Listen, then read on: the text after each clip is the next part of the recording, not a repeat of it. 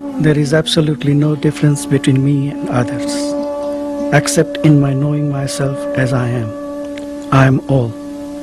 I know it for certain and you do not. In reality, I am neither hearing nor answering. In the world of events, the question happens and the answer happens. Nothing happens to me. Everything just happens.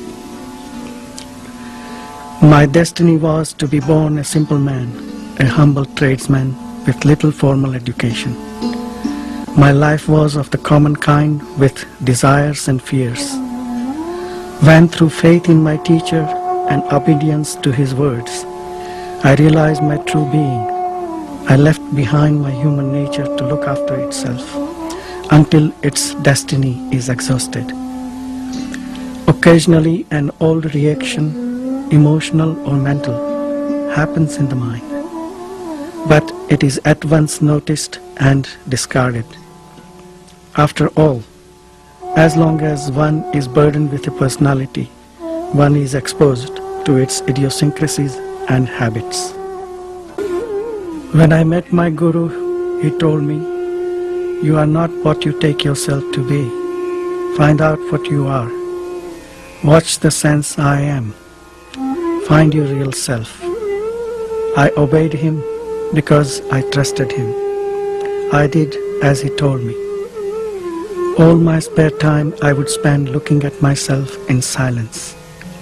And what a difference it made, and how soon. It took me only 3 years to realize my true nature. My Guru died soon after I met him, but it made no difference. I remembered what he told me and persevered.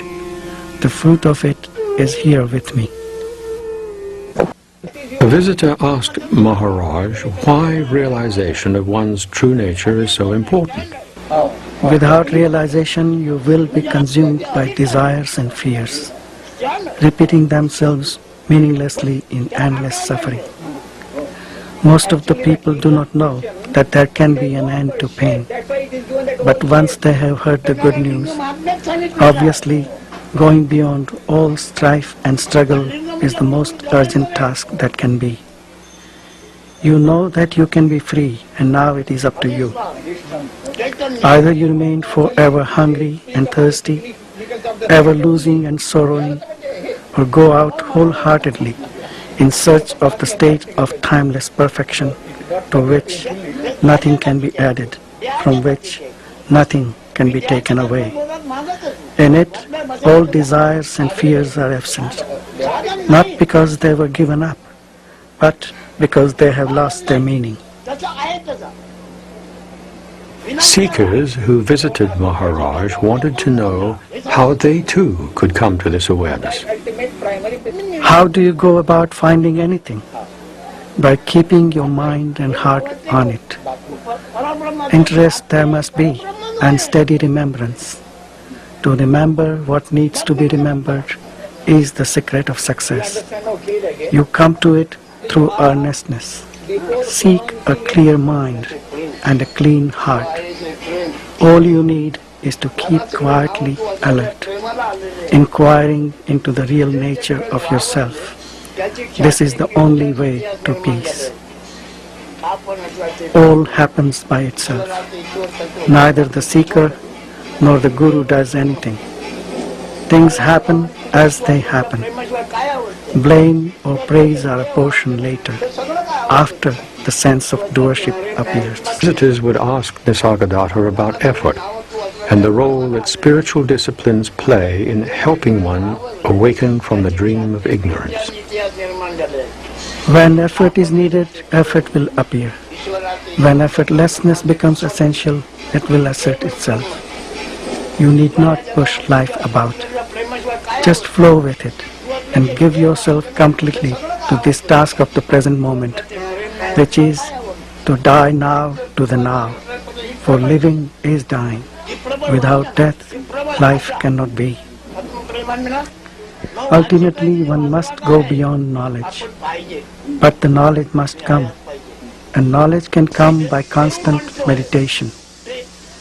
By meditating, the knowledge I am gradually settles down and merges with universal knowledge, and thereby becomes totally free, like the sky or space.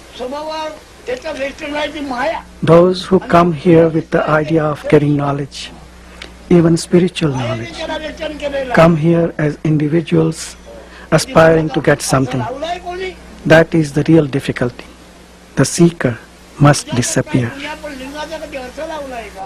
When you know your real nature, the knowledge I am remains.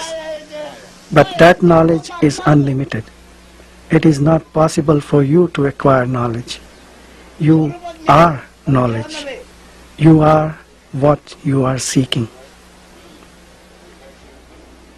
Your true being exists prior to the arising of any concept. Dive deep within yourself and you will find it easily and simply. Go in the direction of I am. All exists in the mind. Both mind and body are intermittent states. The sum total of these flashes creates the illusion of existence. Inquire what is permanent in the transient, real in the unreal. This is sadhana, or spiritual practice.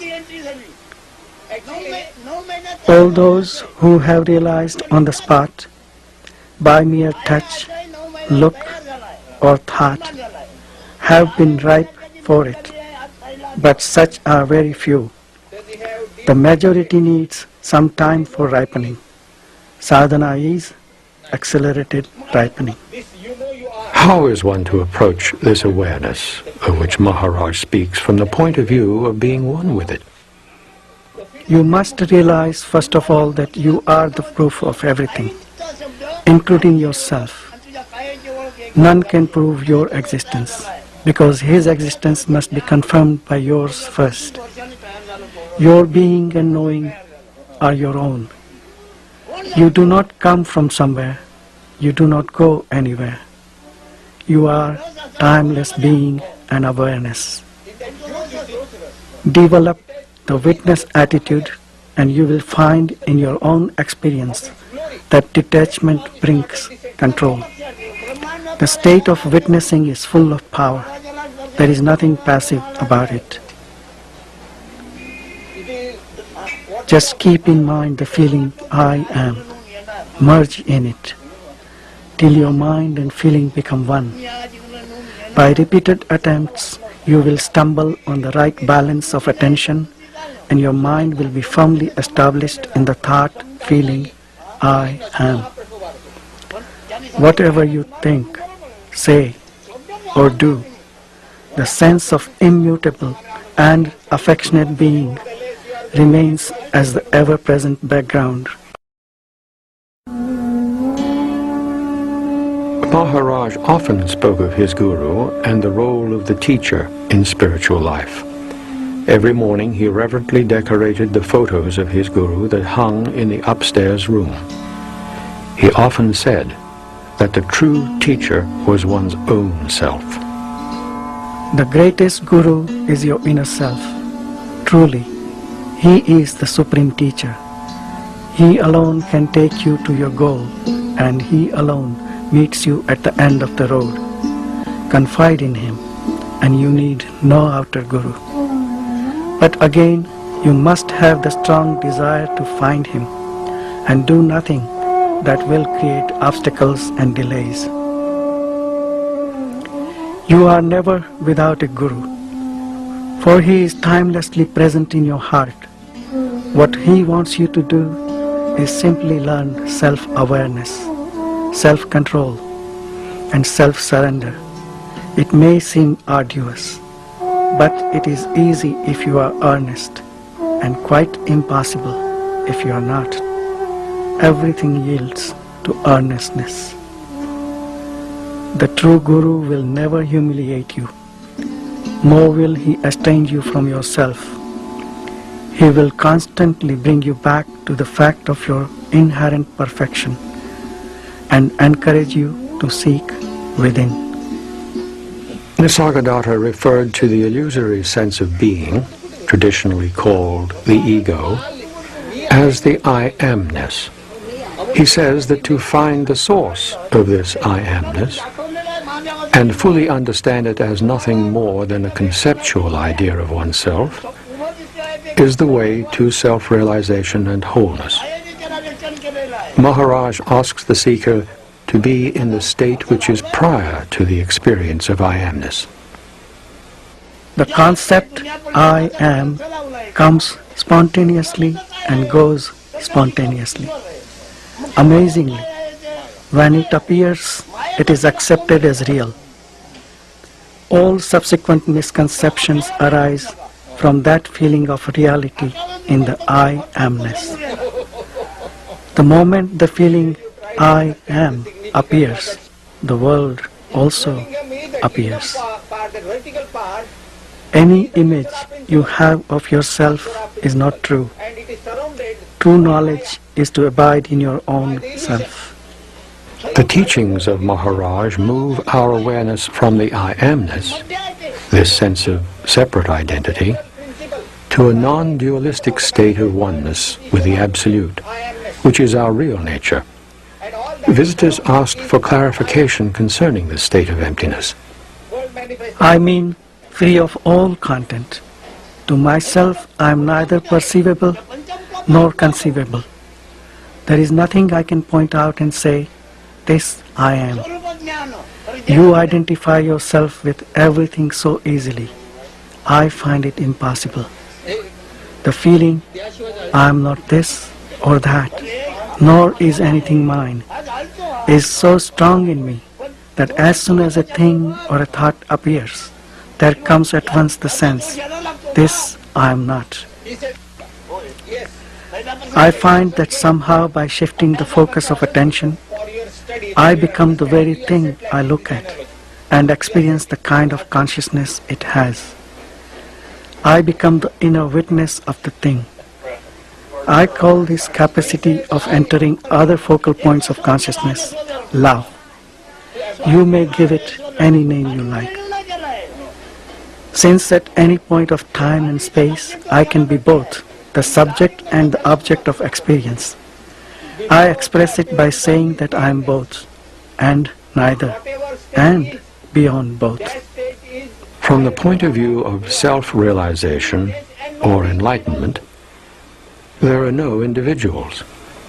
The Self, or God, exists as all manifestation. A visitor asked Maharaj how this individuality arose, and why we think of ourselves as separate individuals. Your thoughts about individuality are really not your own thoughts. They are all collective thoughts. You think that you are the one that has the thoughts.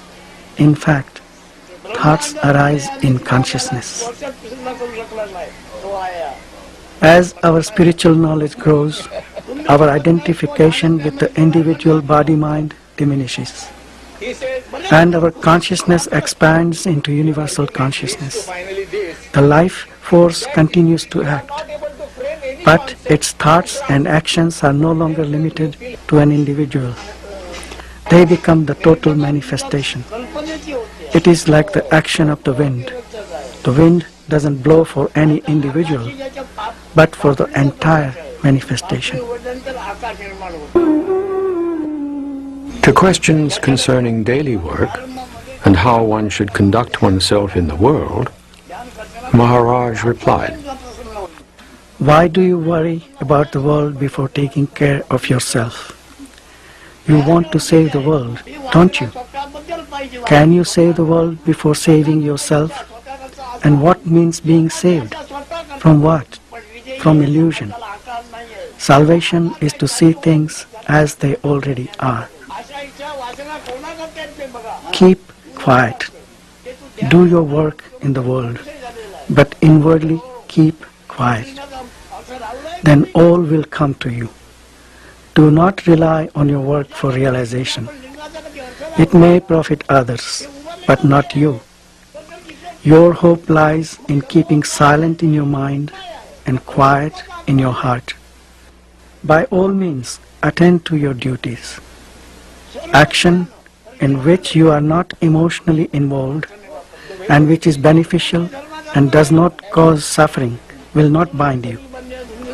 You may be engaged in several directions and work with enormous zest, yet remain inwardly free and quiet with a mirror-like mind which reflects all without being affected. The unexpected is bound to happen, while the anticipated may never come. All is because you are. Grasp this point firmly and deeply and dwell on it repeatedly.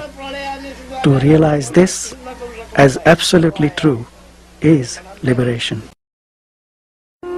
The one who has fully investigated himself, the one who has come to understand, will never try to interfere in the play of consciousness. There is no creator with a vast intellect as such. All this play is going on spontaneously. There is no intellect behind it, so don't try to impose yours to bring about any change. Leave it alone. Your intellect is a subsequent product of this process. So how can your intellect take charge of or even evaluate the whole creation? Investigate yourself.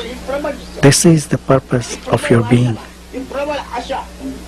Spirituality is nothing more than understanding this play of consciousness. Try to find out what this illusion is by seeking its source. There can be no consciousness without awareness.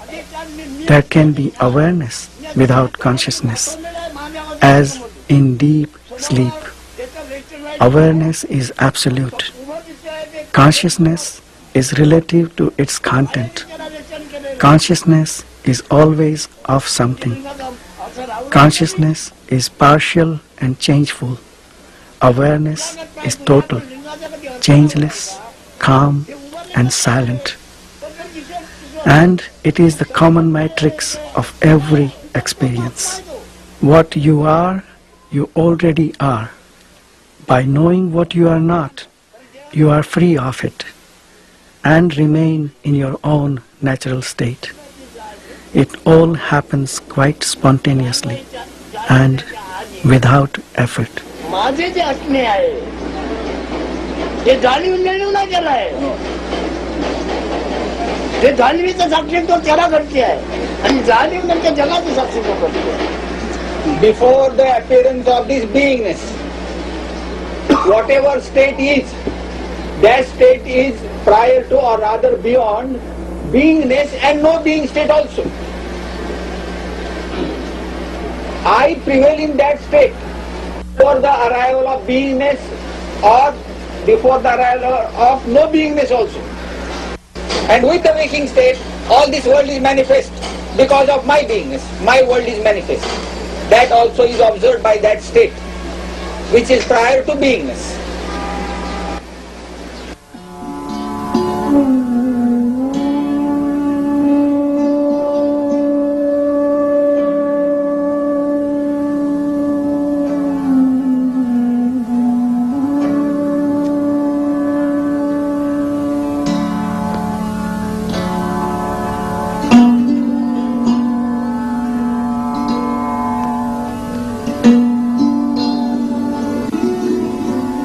The essential point of his teaching is that we already are absolutely free, and that there is nothing that we have to do or make or become or change ourselves into. We simply have to see the truth of life, which is that we are not this body nor this mind, that they are a play of elements, if you will, and that when we understand that, there comes this extraordinary happiness and freedom. Maharaj put it this way. He said, when I see I am nothing, that is wisdom. And when I see I am everything, that is love. And between those two, my life moves.